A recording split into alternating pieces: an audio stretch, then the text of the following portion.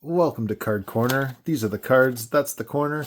Today I'm taking another big dig into this Kleenex box full of trading cards sent to me by Milo over at the Trading Cards channel. I'll link his channel in the comments, so go check him out. He gave me this big bin and I've just been having some fun picking away pile at a time, so here's another one. All right, first up, it's some baseball. It's yet some more of this like neon lights design from this past year. It's Christian Javier on the Houston Astros. We get Nolan Arenado on the Cardinals. Looks like he's reaching to give a throw there. It's another pitcher. It's Merrill Kelly on the Diamondbacks. Here is Nathan Eovaldi on the Rangers, another pitcher. Mickey Moniak on the Angels. Brandon Woodruff on the Brewers. Garrett Stone on the Nationals. Doing like a salute as he's sliding into the base or something. Alright, now it's switching things up a little bit. It looks like we're going to do some Superstars music cards. It is New Edition. Look at them all dressed up like 40s gangsters there. Boston's New Edition became an instant teen sensation with its debut single Candy Girl and remained a major attraction throughout the decade. Though the singing group itself is currently inactive, each of its members, Bobby Brown, Johnny Gill, Ralph Tresvant, and the trio of Belle Biv DeVoe, continues to be highly successful. Don't know about that. All right, here we get the Pretenders. They'll walk 500 miles to make a trading card. After studying at Kent State... No, that's not the Pretenders. What is it? Oh. They're the two brothers. They're the 500 miles. It's not the Proclaimers? Yeah, the Proclaimers. That's it. Sorry. After studying at Kent State University, Ohio-born singer-songwriter Chrissie Hynde formed the Pretenders in London in 1978 with three musicians from Hereford, England. Their self-titled debut album contained the hit single Brass and Pocket. Another hit, Back on the Chain Gang, was used in the movie King of Comedy. The single Don't Get Me Wrong was gleaned from their fourth album, Get Close. I know the Pretenders as a joke on The Simpsons. The Dean used to play bass for the Pretenders. All right, here it looks like we got some Led Zeppelin legends playing a show there. Here's all their albums. You can read it on your own time. Despite the huge success of Led Zeppelin, only 5 singles made the top 40 Billboard charts. The albums remain immensely popular. I never really listened to too much Led Zeppelin, but I like a couple other songs. Oh, and here is Jimi Hendrix. He is known for playing the Star-Spangled Banner at Woodstock. Seattle-born guitarist Jimi Hendrix began his career as a sideman for such R&B artists as Little Richard and the Isley Brothers. The Jimi Hendrix Experience, formed in England in 1966, made its stunning U.S. debut at Montgomery International Pop Festival the following year. Although he died in 1970 at age 27, his innovations continued to inspire musicians throughout the world. Yeah, he used to not only be really good at playing, but he would develop entirely new ways to strum the strings and whatnot. Well, here's Belle Biv DeVoe, which I believe is related to those guys in the fedoras and fancy jackets. Nice hair on those guys. With their debut release, Poison, the three young rappers Ricky Bell, Michael Bivins, and Ronnie DeVoe were able to generate the kind of music they have wanted to make for some time. With creativity, style, and talent, Bell Biv DeVoe explored everything from hard-edge hip-hop to smoothed-out crooning, demonstrating their versatility.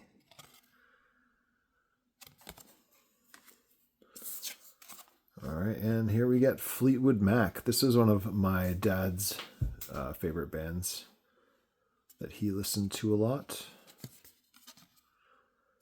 The only constants in the 23 history of Fleetwood Mac have been drummer Mick Fleetwood and bassist John McVie, and the quality of the shifting personnel they've assembled around them. Originally a British blues band, the group shot to rock superstardom with the albums Fleetwood Mac and Rumors. Fleetwood Mac has sold more than 40 million albums. And there they are. All right, and looks like we got some G.I. Joe cards next. It is the Grunt. Just some guy with a gun. Grunt finished in the top 10 of his class in advanced infantry training. He is a highly motivated, systematic individual who never blows his cool in a firefight and never quits, even when he's outnumbered and outgunned. When it comes to soldiering, you won't find anything finer. Grunt is one class act. Oh, I thought it was just like the foot soldiers, the grunts. But it's a guy named Grunt. Here is Night Raven.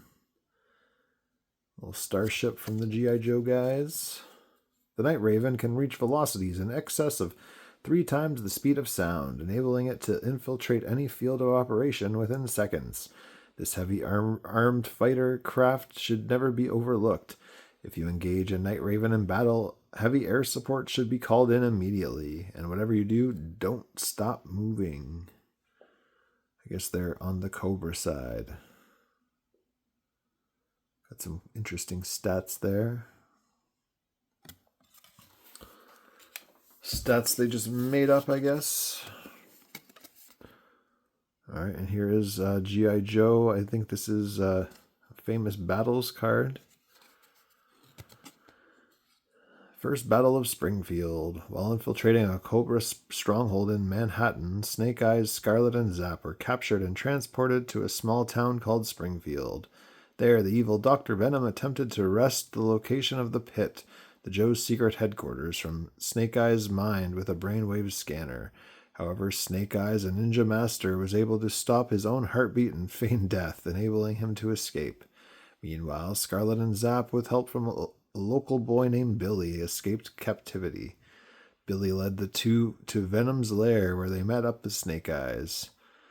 After battling some of the town's brainwashed citizens, the Joes flew out of town in a damaged aircraft during a storm, leaving them clueless as to the whereabouts of Springfield. Issue number 10, I guess this is G.I. Joe the Comics. I remember more of the cartoon. Not sure how similar they were, though. All right, and here we got Salvo. One of the Joes. Armed with a 4-stage, tube-launched, optically tracked, wire-guided rocket launcher equipped with a radar, altimeter, and inertial guidance system, Salvo is a walking one-man arsenal. That's more firepower than most men could handle, but Salvo's no ordinary soldier, and once he starts zeroing in on his targets, he usually blows out most of Cobra's front line before most guys can empty their first clip, and that's just before breakfast. I guess he does a lot more after breakfast in the afternoon. All right, and here's some more hockey cards for the Leafs collection. First off, it is Luke Schenn. Luke Schenn. This was one of those sort of older, I guess. Well, the front is pretty modern design. The back is that matte finish. All right, and on the Ottawa Senators, it's Jason Spezza. On the Lightning, it is Victor Hedman. Oh, and who's this? This is Adam Burish on the Dallas Stars. Looks like someone's coming at him. All right, here's a poster of Jefferson Airplane concert. It's kind of cool poster design there. They got a very distinct Egyptian theme going on. When Jefferson Airplane was the first San Francisco psychedelic group to secure a major label recording contract, they more accurately symbolized the American counterculture. When the airplane came to town, it was as much a political communal scene as it was a concert. Their album Surrealistic Pillow launched the San Francisco sound into international prominence and raised singer Grace Slick to the rank of a female superstar, rivaled at the time by only Janis Joplin. The airplane's May 1968 Fillmore East concert came at the height of the Vietnam War protests and featured songs like The Stirring Volunteers of America. A pretty interesting subset, all those posters. I really like the look of some of these old rock posters. They got a cool sort of DIY creative vibe there. Oh, and here we've got some Upper Deck Looney Tunes. I believe it's Comic Ball. Oh, Porky Pig looking up with a gun. And here is a spaceship, the Mighty Angelo. Daffy says, actually, even though I've never seen it before, I do know who it belongs to. I don't understand the context because they do this, probably the worst style of cards, in my opinion, is where each card is its own panel in a comic. Because then you got to like collect them all together before you know anything that's happening. Oh, the classic ball right through the glove trick.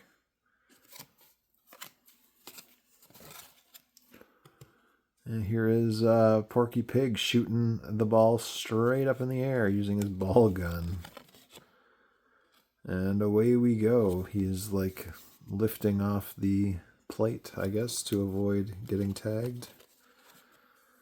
Here he is with a weird sort of bunt thing that he's doing. And Daffy Duck taking it on the head. Looks like he's getting dazed there. Here's some more. Oops, Trip from Squeeze Play. And I think like the fact that there's like double cards makes it even harder to view what's going on. 535 and this side is 526. So I guess you got to arrange them all in binders to read them properly, which kind of stinks. Here's a pretty good one. It's all the characters. There's Marvin the Martian there. Let's see, maybe Milo sent us some other Marvin the Martians. Think I better call my mom. It's her wedding anniversary, you know. Is that supposed to be Yosemite Sam? Ready whenever you are, Daft Baby. Another day to bamboozle another crop of victims. Huh.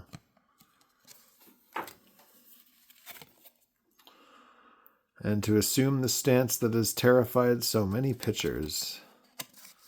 Do these perchance belong to you?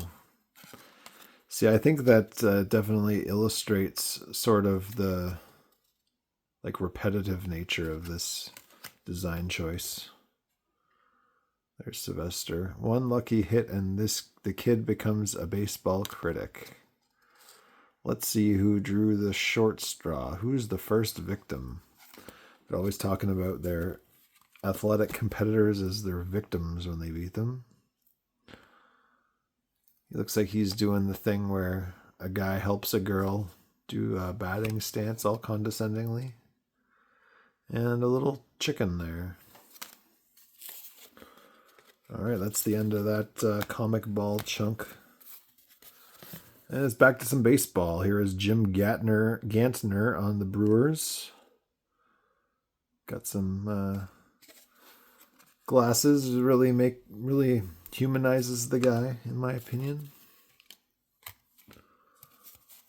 Let's see, what else do we get? We got some hockey. Here is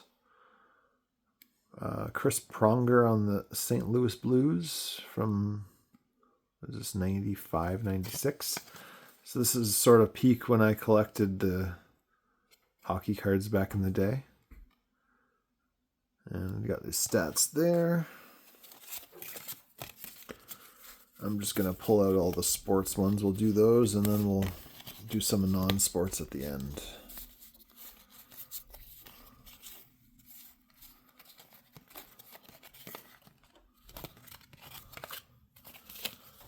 All right.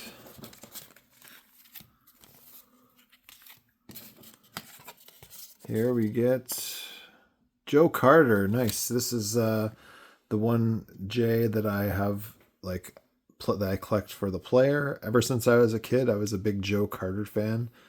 My very first major league game that I went to with my dad, he took me to see the Jays, and as we were going to our seats, Joe Carter hit a home run. We were a bit late getting in there, so that was definitely a distinct memory that stands out in my mind. And another one for the Jays, it is KAP from, looks like Gypsy Kings as a rookie card. Wonder how his career panned out. And we get Patrick Wisdom on the Chicago Cubs. Kind of an interesting, not sure if that's a filter or if they actually like painted the guy. I think that would be kind of cool if they did that.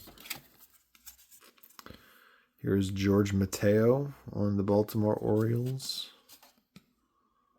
from 2023. And here's Picture Perfect. Padres celebrate after Machado goes deep. 1 year after Manny became the centerpiece of the 2019 Padres lineup, Jurickson joined the club as a trade acquisition from Oakland. Profar can play all over the diamond and slot anywhere in the order, including leadoff and cleanup. Machado, commonly installed in the 2 or 3 hole batted .347 with a .988 OPS over the first 2 months of 2022. I do not really know what that means, but good for them. All right, here we get A. Pujols on the Los Angeles Dodgers. Here's Don Roos Diamond Kings. It is Roger Clemens playing for Toronto. It's actually the Blue Jays. I can't. It doesn't look like a Jays uniform. Maybe he's just warming up there. But I guess that counts as a Blue Jay.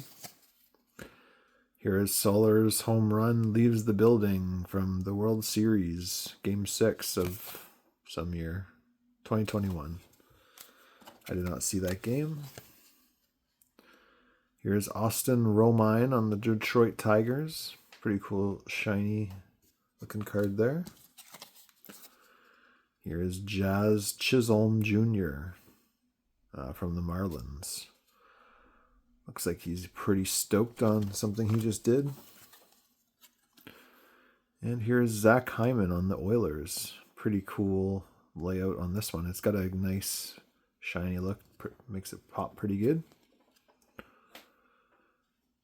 Parker's 21. And here's a rookie card. Philip Gustafson on the Senators. Goalie. All right, and it looks like this is probably our last sports card of the day. It is a Blue Jay again. It is Anthony Kay. Some nice glasses there. All right, so now we get, it looks like Spider-Man. Kingpin shoots Uncle Aaron. A lot of uncles getting shot. Uncle Aaron removes his mask and looks Miles in the eye. Kingpin is waiting for him to kill Miles, but he can't.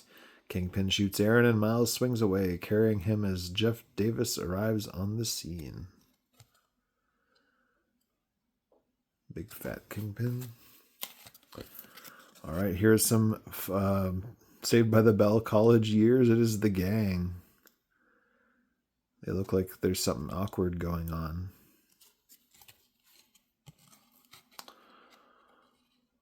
Leslie, it never fails. I've seen Love Story 7 times, and I always lose it. Kelly, wait a minute. It's over already? Leslie, yep, you missed the deathbed scene. Zach, who died? Leslie, Ali McGraw. Zach, I didn't even know she was sick. All right, this one is a silver hand 6-string. We got an instrument card from the Cyberpunk trading card game. It's not just music without us. It's just not music without a silver hand 6-string. The Silver Hand Studios sales rep. All right, it's an ad. All right, here we get a Ricky Martin portrait from the Ricky Martin set. He's living La Vida Loca. Although Menudo made him a wealthy and sought-after pop music star, Ricky didn't always enjoy the band's frantic touring schedule or the lack of emphasis on individual creativity. I didn't even know Ricky Martin was in a band before he was just doing Ricky Martin. All right, here's another Sgt. Pepper's Lonely Hearts Club Band set. B.D. Brockhurst with some of the LHCb. I don't know who that is, and I don't know who they are. All right, more. What is this? Age of Heroes. Got the Ring of Merging. Place ring on hero. Pick another hero from your hero pile and place the top of hero with Ring of Merging. Treat these two heroes as one ring and one hero. Go to dead pile at end of battle. Barbarians may not be merged. A hero pile. All right, here is some more cyberpunk. It is Angel. I am loyal to my company. Without that loyalty, what would be the point of me dedicating so much of my life to furthering the goals of Militech? Militech, 2003, right in the trading card game boom of the early 2000s. So many TCGs, so much bankruptcy. All right, here is, it looks like the Rocket Man. What is it? Rocketeer. His first flight, making an instant decision to act, Cliff dons the rocket pack and helmet.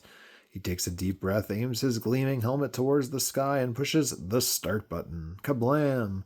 The Rocketeer shoots into the air, knocking Peavy off his feet in the process. Kind of like this background. I like when they do the matted look with a lot of many different solid colors. Oh, it's just like in like a Marvel movie when the hero first makes their crappy suit before they eventually inherit their good suit from someone who knows what they're doing. All right, here is some Anastasia bugs. Oh, and it is, I think, Rasputin, played by Christopher Lloyd. Some bugs. All right, here's another one of those superstar cards. It's Colin James. Hanging out with the payphone. Can't make that shot anymore. An undeniable talent with an uncanny ear for the blues and all its rockin' stepchildren, Canadian guitarist, singer, songwriter Colin James has jammed with such artists as the Rolling Stones, James Cotton, Albert Collins, Buddy Guy, Dr. John, and the late Stevie Ray Vaughan. His albums are Colin James and Sudden Stop. Not too sure about him. Oh, and here's New Kids on the Block. It is Jonathan. Some other guy in the puzzle. But if you're a fan of Jonathan, I think that this is a pretty decent card, like layout-wise and stuff. All right, here's another dead trading card game. It is Lego Bionicle Quest for the Masks. This is a mission card. Oh, it's shiny and pretty hard to read. You got to give up some Rahi cards. I always thought Lego Bionicle was kind of cool just because you could fit so many different If you had a bunch of Bionicles, you could rig them out with different arms and stuff. Pretty uninspired looking map there, in my opinion. All right, and another one, it is the Tomb Raider card game, Sudden Drop. That cartoon coyote lives through this sort of thing all the time. It's pretty funny. They just use a picture from the... Looks like they just used a screenshot from the video game. The Tomb Raider lore has definitely had a lot of changes happen over the last 10 or 15 years or so.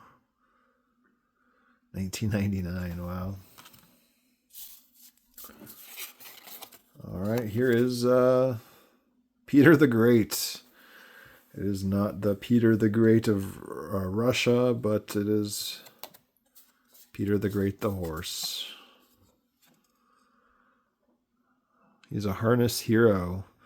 Peter the Great won the Kentucky Futurity in 1898 by 20 lengths, the largest margin victory to this day. And 12 years later, no less than 101 of his foals were nominated.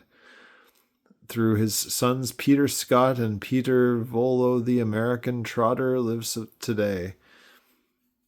Of the 131 2 o'clock performers listed at either gate in 1946, 50 traced tail